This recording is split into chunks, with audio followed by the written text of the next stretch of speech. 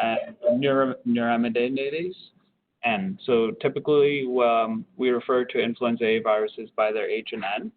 And then there's also an influenza B virus, which are divided and stratified into lineages and strains.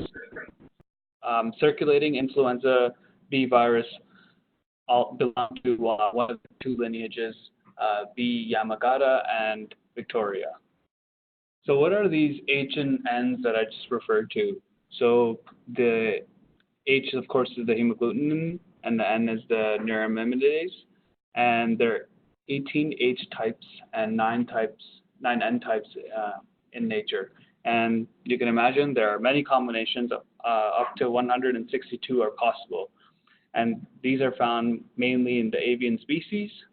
So commonly, H1 to H3 and N1 and N2 mainly affect humans, but sporadic events of other H's and N's occur. So if you ever see like H7N7, HN9 to H5N1, these are, atypical for the most part. So more on the H's and the N's. How does that work? So the hemagglutinin attaches the virus to its mucosal cell surface receptors, and the neuraminidase is the enzyme that facilitates replicated virus release from infected cells to spread the virus further in the body. So our antibody defenses target both the H and the N's. The virus eludes this through structural changes as a result of genetic mutations. More information. Mucosal cell receptors allow for viral entry via the H mechanism, but the entry is only allowed if there's a fit. So normally only H1 to N3 infect humans, and H4 to 18 typically infect animals and birds, but rarely humans. H7, H9, H5 are more common in poultry and bird variants, and they can species jump rarely to humans and are potential pandemic threats. So let's define some more definitions. So we often talk about antigenetic drift, and these are yearly minor changes in the flu virus, which causes yearly flu epidemics to occur. Different people will have different degrees of immunity because of previous exposure to cousin flu viruses, influenza A or B, or the seasonal variation. The antigenic shift is a major change in the flu virus itself, which can cause a pandemic. People do not have any immunity to this new virus, so it's normally influenza A only, and this is our irregular occurrence. So if you keep this straight in your mind, you can antigenic drift is more common than the other. So typically, how does it spread? As the diagram illustrates, it can be spread by droplets or contact infection. Even if an individual is sneezing, coughing, they can release the virus into the atmosphere, and the person who is unsusceptible or very normal individual who is susceptible can get the virus this way. So these are the main routes of infection for somebody with typically influenza A. For the seasonal influenza, it's normally droplet spread. Has viral entry via the mucosal receptors in the respiratory tree and replication in the mucosal cell structure. There's a rapid evolution of the clinical picture of a respiratory viral illness. Fever includes fever, cough, congestion, muscle pains, and other, similar type of symptoms. It can be drawn out, but mostly like this malaise and this kind of non-specific kind of symptoms. They can develop complications, particularly secondary pneumonia and also bacterial infection. So some more about the seasonal influenza. Infectiousness typically starts 24 to 36 hours pre-symptom onset. So this is important because individual who can appear well can also transmit the virus in that initial 24 to 36 hour period. Viruses can survive on hard surfaces such as door handles, elevator buttons, keyboards for up to 24 hours, and aerosolization, sorry, it's a mistype, plays some role through droplet mechanism thought to be predominant. So managing influenza, for uncomplicated types, we tell individuals to stay home and take bed rest and use symptomatic treatment, only as needed. So that includes fluids and antipyretics, and any other type of treatments at home. For in those type of individuals, we also would say consider early medical consultation if there's underlying conditions that may predispose to severe disease such as COPD, diabetes, pregnancy, obesity, and other respiratory conditions like asthma. So typically we don't recommend nasopharyngeal swabs as a routine. They're normally only done in situations when it's important to know, such as in a patient with comorbidities and complications are of a concern. So we do NP swabs typically in long-term care outbreaks to ensure identification and intervention. We'll occasionally do them in clinic or hospital settings, but those are all provider dependent. So Dr. Midu is going to take over for the second half of the presentation from here. Thank you, Sunil. My name is Flannery Midu. I'm one of the medical health officers, so the SHA. I cover the Weyburn and Moosjaw areas. Sometimes I do work out of Regina. Following on along what Sunil has been presenting, and mindful of what the audience is more about antimicrobial stewardship and appropriateness of use. So in this instance, typically in long-term care, for managing influenza, neuraminidase inhibitors, but especially Tamiflu being a brand name, which is one of the more common brands, it's known to inhibit the neuraminidase enzyme that facilitates release of replicated cells. Essentially, what this does is when you give it within a 48-hour time from the onset of symptoms, it essentially reduces replication and almost stops the transmission of additional cases. Now, this was an interesting one.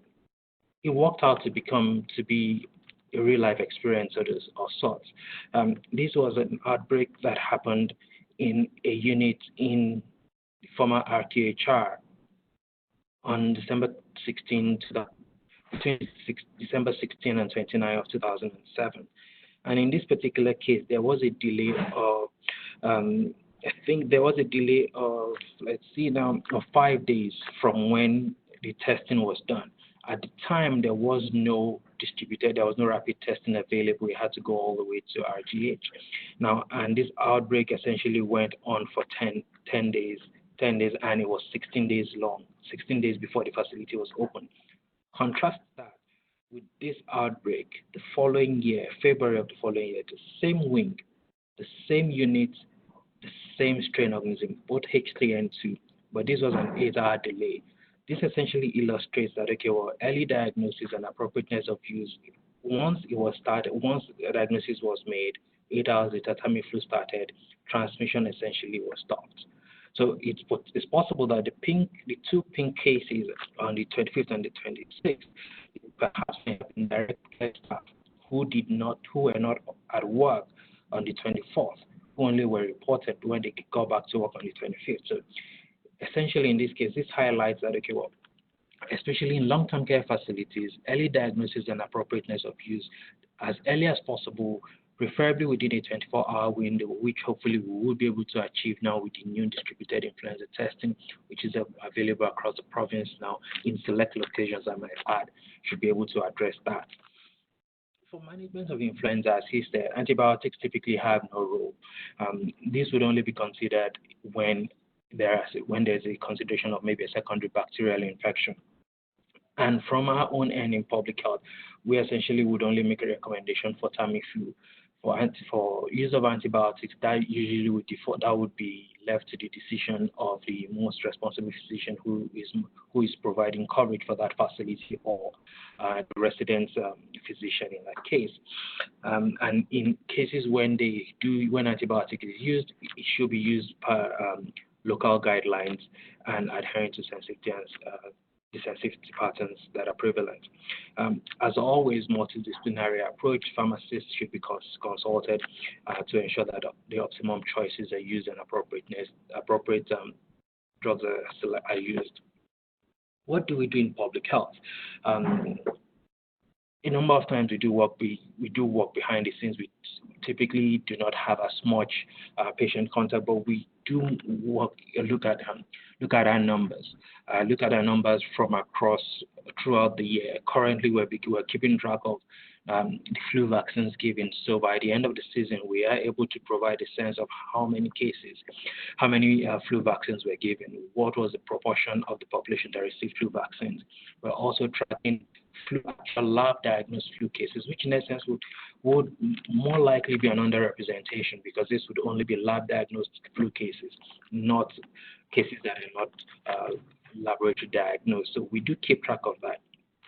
We're saying, along with our surveillance, we look at, okay, well, so is there a particular age group that is being affected more than others? Is it adversely affected seniors, or is it one of the years where you have more younger, healthy people who are affected more adversely? That also, all of this feed into the vaccine provision, the vaccine recommendations. So whilst the Flu Watch also nationally, they continue to track to see how well the circulating flu virus is a match to the flu vaccine that is present, which essentially is used to generate information for subsequent years and give a sense of how severe the flu season might be. As always, we are also involved in sharing of information with both our community media partners and also our healthcare partners, as to saying, okay, well, if take for instance earlier this year when you had during the second phase of the flu season, where you had a number of deaths occur, that naturally elicited a bit of a panic, but it was up to public health along with also other clinical partners to communicate this information and say, okay, well, this is who was involved. And also if they had received vaccines, because that would be the natural question. So a number of times we do some of those other things, which does not necessarily involve direct patient contact. What happened last year? So this sorry that it's not too clear. So this chart shows the number of positive influenza cases by subtype during the last flu season. And as you can see here, it's the percent positive was influenza A. Typically, what happens more often than not is influenza A is usually the first wave, and that is what you see there. And the second wave, which is usually a smaller one around that week 21 of the year, that works sometime in April, you begin to see a slight bump in influenza B, and that's typically is what we see. This is what happened in Canada. Sorry, this is not too clear, so I would skip it, but the version that would send it's been fixed. In Saskatchewan, we had 2,566 lab confirmed cases. As I said earlier, this may be an underestimation because these are only lab confirmed cases. Influenza outbreaks in facilities, there were 44 of them that were confirmed. It is possible if they were not reported, we wouldn't know. So maybe also an underrepresentation, but most of our long-term care facilities do a very good job of informing public medical health officers and public health when they do have outbreaks, and we test. 69 hospitalizations for severe illnesses. We had 13 deaths and 4 children. These 4 children, I think these deaths occurred in the later half of the season, so that was in 2019, not in the 2018 portion. We had 2 waves of influenza A. We had an H1N1 in October and H3N2 later in the season. I think in Sun Country, in Weyburn, we do also keep our own local records, and it was a lot more significant. That hump of H3N2 was actually very well defined in our own data that we had. This past year, we didn't have much of influenza B. It was very muted and really minimal influenza B to report. As always, the flu vaccine, I think it's one of those. It's a good vaccine. There are years when you have good vaccine effectiveness, but then because the vaccines are developed based on predictions of what may have happened in the previous year and what is thought is going to happen in the subsequent year. Those predictions, they are assumptions, educated assumptions, educated guesses. So in some instances, there are imperfections. And as was stated earlier, if you have a case where there is an antigenic drift, where you have that minor shift change in the surface protein, then the vaccine may not be as effective as it typically will be. That being said, even when it isn't a very good match, ultimately, while it may not provide all total protection, it is being found to reduce morbidity, it's being found to reduce the spread. It also provides some form of herd immunity even within the community. So until we get that very, very good one where you have 100% vaccine effectiveness, it remains one of the best tools we have. What typically happens in influenza vaccine development, it's more in conjunction with what happens in the southern hemisphere, because they have their flu season before us. Yes, so that based on what they have is used to model what might be for the following year. As I said earlier, that is dependent on a number of factors. Things change. Surface protein mutations may occur that may impact on the vaccine effectiveness. So that the vaccines typically they cover two strains of influenza A, and one of B. I think this year we have 2A and 2B, so that's where we have the quadrivalent vaccine protection. There are also the trivalent, which is also present. So, but typically you have for all four strains are in the vaccine that's available this year, and this is what it is. The quadrivalent and the trivalent vaccines. I would not read what each of them is. Despite imperfections of flu vaccines, they do work. They protect us. They protect the individual. They protect the health community. They protect the patients whom we serve. And should we develop the flu, they reduce the severity in the individual who has received it. And it's also been known to be associated. It's also been associated with reduced mortality. In terms of numbers, this I found I think was really it was a good way, because I think there's a tendency to minimize the flu vaccine. But so this said, okay, well, this is U.S. data. Approximately 40% of the U.S. population chose to get the flu vaccine during the 2017-2018 flu season, and it prevented an estimated 7 million flu cases, over 100,000 hospitalizations, and 8,000 deaths. Those are not small numbers. If you look at it, if we look at these numbers and begin to look at what are the cost implications of these numbers, that is really significant. Those are really significant numbers. It also depends on what sorts of persons are impacted. So if you have 109,000 flu hospitalizations in persons with compromised immunity, the outcomes will probably be more significant, will probably be worse. If we look at our Canadian numbers, so we're probably saying, okay, well, we could say maybe about 10% of this, and 10,000 flu hospitalizations, 800 deaths. Those are significant numbers as well. So these flu vaccines really do work. And this is in a scenario where 40% of the U.S. population received flu vaccines. So those are really good things to look at. Looking at flu vaccine effectiveness numbers, essentially the last flu season, it showed that it was about 68% overall effectiveness. So simplistically, it's saying, okay, well, if 100 persons received the flu vaccine, 68 of them would have protection against the flu. And so you have about another 32 who would perhaps maybe have come down with the flu, but then you would have been muted in them, reduce severity, reduce mortality in such instances. For H1N1 particular this year was really effective, 72%. In high risk groups, it was a good year to receive the flu vaccine because you had almost a 90% flu vaccine effectiveness. So this change year to year, but last year was a really good year. Could it be a having of things to come? That would be great. That would have, say, a repeat of that for this year. So for this year, the vaccine strain and the circulating strains have shown they've shown good compatibility. So it looks like we're probably on track to have another good season. As I said, they were, but even better yet, there are a few contraindications to receiving the flu vaccine. Minor side effects, not without risk, but there are minor side effects.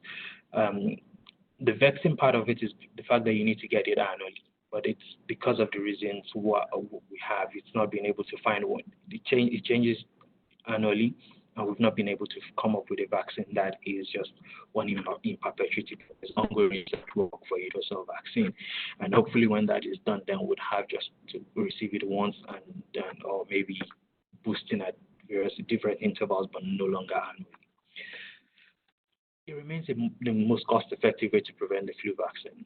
It is also the equitable way. I would be remiss as public health not to talk about equity.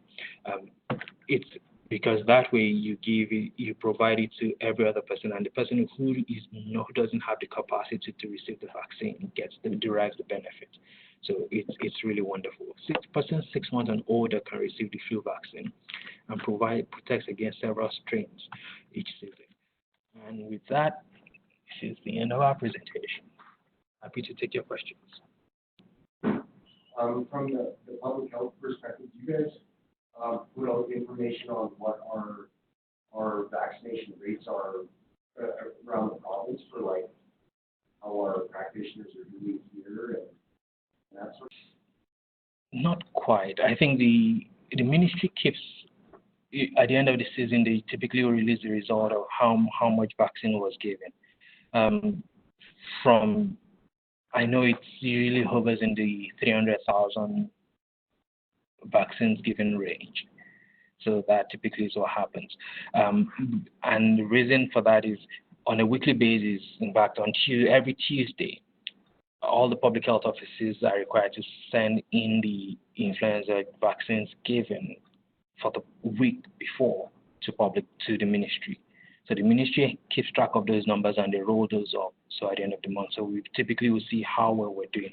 And typically what happens is, okay, well, the flu, October 20th, October 21st, whenever the flu vaccine starts, you get that week, you get a huge spike. Or in areas when they have their mass flu clinics, they have that huge spike, and it just basically goes down, goes down, goes down.